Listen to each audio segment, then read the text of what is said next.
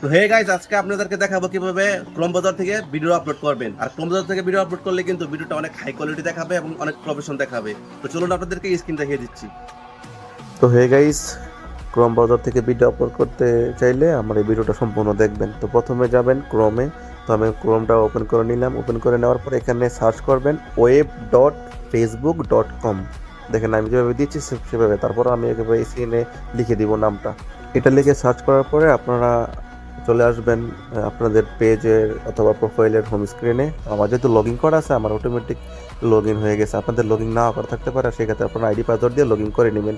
তারপরে ডেস্কটপ মোডটা একটু অন করে নেবেন। অন করে নেওয়ার পরে দেন এখানে উপরে লেখা আছে রিল। এই যে আমার যে পেজটা রিলে ক্লিক করবেন। রিলে ক্লিক করার পরে এখানে add photo, add auto video, এটাতে ক্লিক করবেন। ক্লিক করার পরে এখান থেকে যে কোনো একটা ভিডিও সিলেক্ট করে নেবেন। নেওয়ার পরে এখানে দেখেন দুইবার নেক্সট নেক্সট করবেন। এই যে দেখেন দুইবার নেক্সট করলাম। করার পরে এখানে টাইটেল দিয়ে দিবেন আপনাদের ইচ্ছা মতো। ভিডিওটা ভিডিওটা যেরকম এরকম একটা টাইটেল দিয়ে দিবেন। টাইটেল দেওয়ার পরে দেখেন নিচে একদম স্ক্রল করে নিচে দেখবেন পাবলিশ লেখা আছে। এই পাবলিশে ক্লিক করে দিবেন, দেখবেন আপনাদের ভিডিওটা আপলোড হয়ে যাবে 1 মিনিটের মধ্যেই।